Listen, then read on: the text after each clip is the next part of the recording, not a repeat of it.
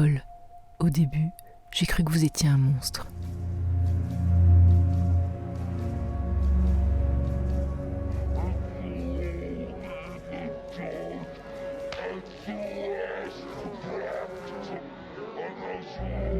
La première fois que je vous ai vu, c'était en faux prédicateur fou et vrai homme d'affaires manipulateur dans There Will Be Blood de Paul Thomas Anderson. Et prise par la force du film, son lyrisme âpre et brutal, j'ai cru, comme Daniel Day-Lewis que vous affrontez dans le film, à votre personnage, et je l'ai détesté.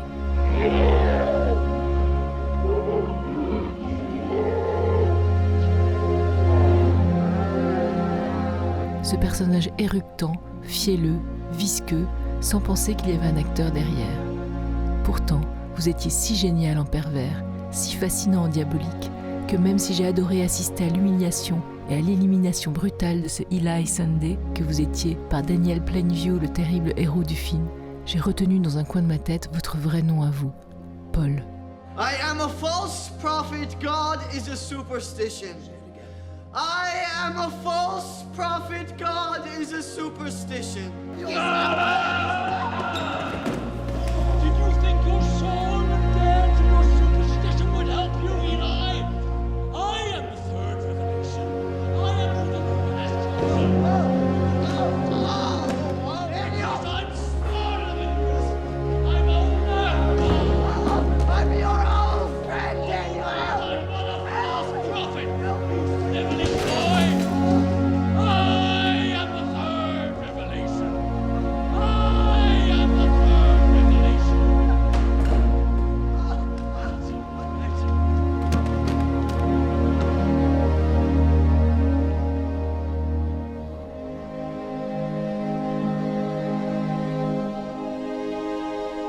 Après, je vous ai retrouvé par hasard dans 12 Years a Slave, et là encore vous étiez du côté du mal, mais différemment. Dans l'histoire, votre truc, c'est la suprématie blanche et l'abus de pouvoir, le sadisme, la torture, la violence. Now, for all of you raw niggers that don't know, my name is John Tibbets, William Ford's chief carpenter. You will refer to me as master. Now, Mr. Chapin is the overseer on this plantation. You two will refer to him as master. So clap your hands. Like this. Come on. Come on now. Clap your hands. On souffre à vous voir si ignoble, on suffoque à vos ordres si injustes. Et c'est dans ce film, paradoxalement, que j'ai compris. Vous étiez si terriblement bon comme acteur, si diaboliquement bon dans le mal, que vous pourriez l'être aussi parfaitement et délicieusement dans tous les registres humains. Jouer l'horreur si complètement, sans artifice, incarner le mal sans écailles, sans griffes et sans armes, c'était la preuve de votre puissance d'acteur, toutes ces nuances de brutalité, toute cette palette d'inhumanité, c'est de loin le plus difficile à jouer. C'est quand j'ai compris ça que j'ai commencé à vous suivre, fasciné de film en film. Je me souviens de Prisoners, où vous jouez un garçon maltraité, arriéré et inquiétant, toujours parfait de ce côté obscur de la force. Puis dans Little Miss Sunshine, à vos débuts, pas encore chez les Freaks, mais déjà du côté des rebelles. You know what? Fuck beauty contests. Life is one fucking beauty contest after another. You know, school, then college, then work? Fuck that. And fuck the Air Force Academy. If I want to fly, I'll find a way to fly. You do what you love, and fuck the rest. Et je me souviens de vous dans la dernière piste de Kelly Richards, complètement docile, en pionnier perdu. Je me souviens surtout du jour où vous avez totalement disparu à mes yeux, au sens littéral du terme, effacé comme acteur pour devenir réalisateur. Métamorphose discrètement mais parfaitement réussie. Comment résister à votre film qui montre l'apprentissage par un jeune garçon des difficultés de la vie et de l'amour, fils unique entre ces deux parents qui s'affrontent. Tout est subtil dans votre adaptation du roman de Richard Ford, un écrivain que j'adore, et dans votre façon de filmer, contemplative, poétique, sans aucune concession à la complaisance ou à la facilité. On sort de votre film ému, troublé, et on retrouve dans votre regard de cinéaste ce que l'on aime dans votre jeu, les nuances.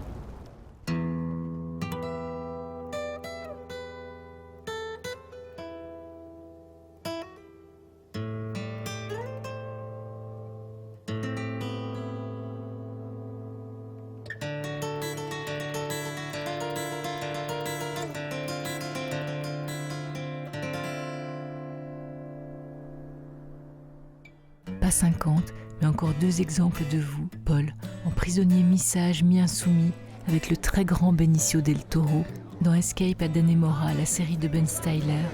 Nah, I'm in. I want in.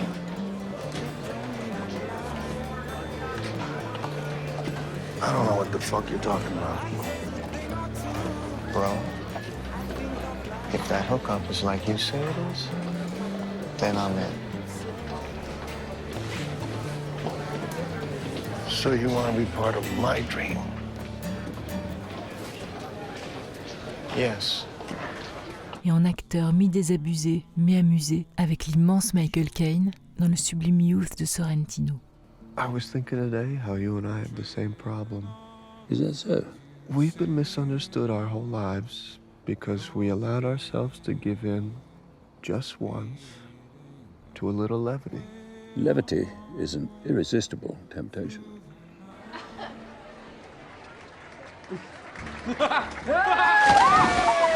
Mais je voudrais finir cette lettre par Love and Mercy, un de mes films fétiches dans lequel vous partagez le rôle de Brian Wilson des Beach Boys avec John Cusack, acteur magnifique aussi, mais c'est une autre histoire.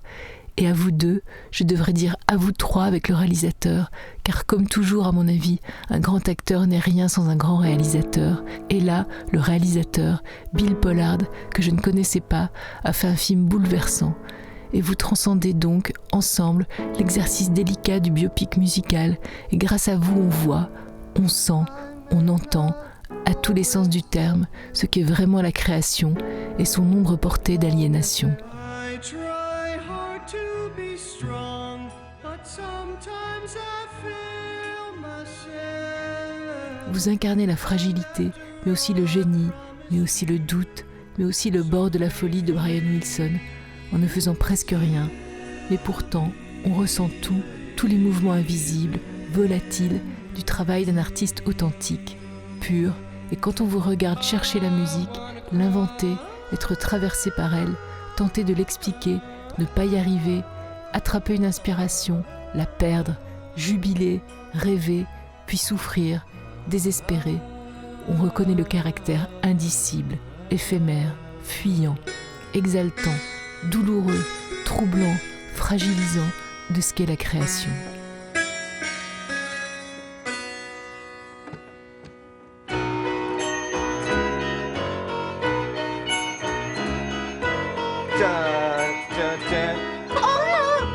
Yeah, so, here? No, hit it, like twice. There's like a gasp in between. D'autant plus que la forme du film accompagne votre jeu, tout est synchrone, rien n'est convenu, et on est emporté par le film grâce à la palette de votre jeu, comme si la caméra rentrait à l'intérieur de vous.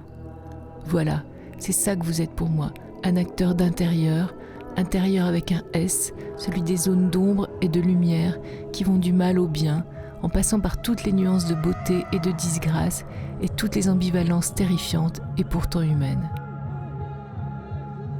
La dernière fois que je vous ai vu, c'était dans le très beau Batman de Matt Reeves, en sphinx à lunettes, dérangé et dérangeant, dont l'innocence bafouée a provoqué la vengeance, et votre visage tantôt du côté de l'enfance, tantôt du côté de l'enfer, je peux en regarder toutes les énigmes sans me lasser, et votre engagement du côté des êtres faibles, tordus, violents, coupables, nous aide à comprendre cette part extrême, déviante, terrifiante, mais existante de notre humanité, à tous. La fêlure, comme dirait Fitzgerald.